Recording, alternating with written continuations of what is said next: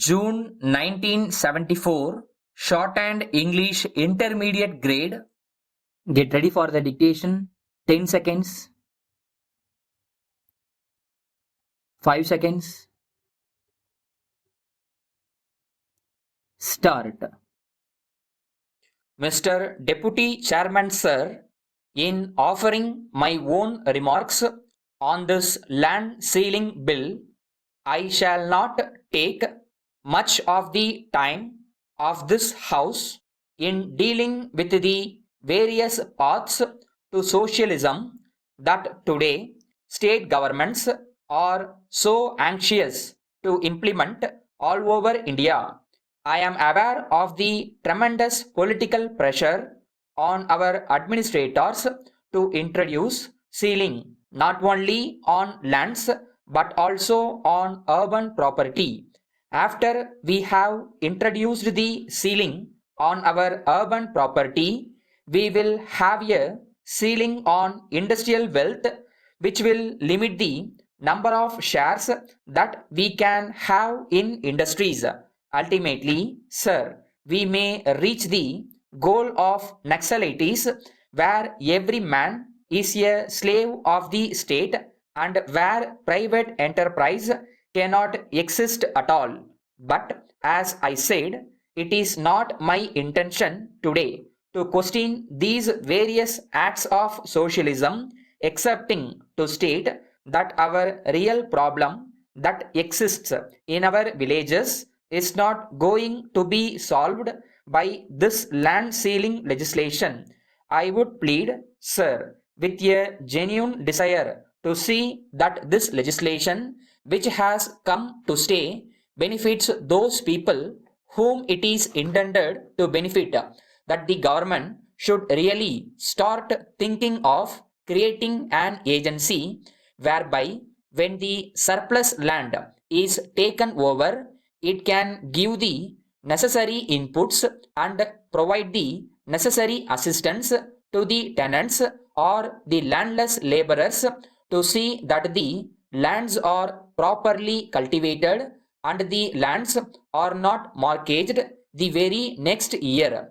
I am afraid, sir, in actual practice, we are not going to gain anything substantial by the land ceiling legislation, excepting a feeling of satisfaction that landlords have been eliminated from our life.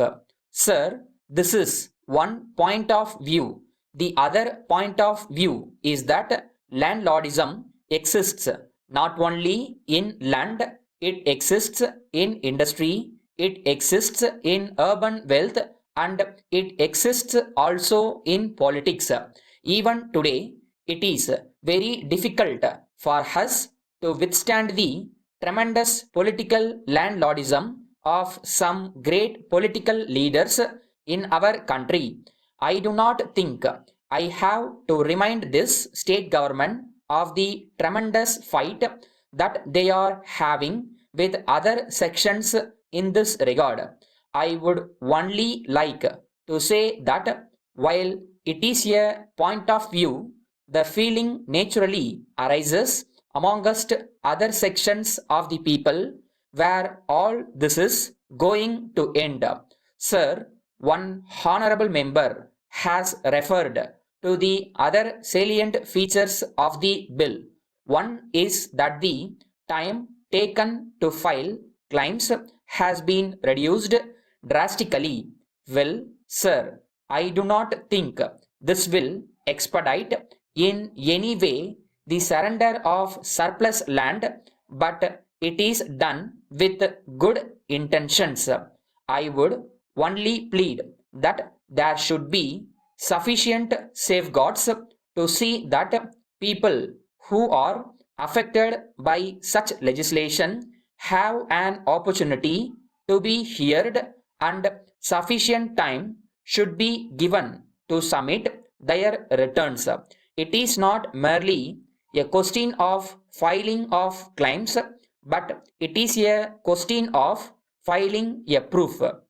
Letter dated 30th December 1973, from the Agricultural Marketing Advisor to the Government of India, New Delhi, addressed to the President, Public Welfare Committee, Tiruchirappalli.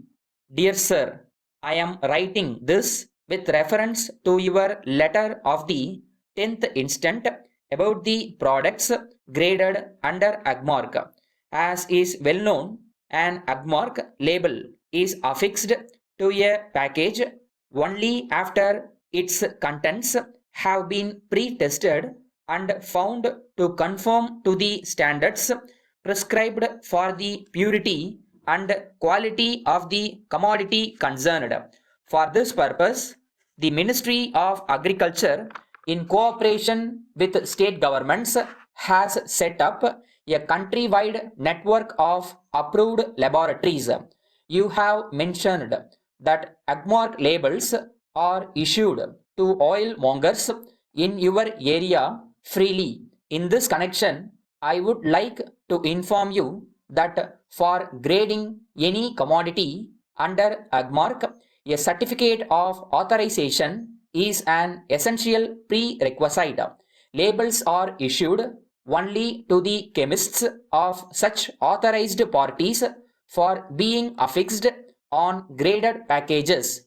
Only one party in your area has so far been authorized to grade vegetable oils, and that too only coconut oil under AgMark. There is thus no question of issuing any AgMark labels to others in your area. Yours faithfully.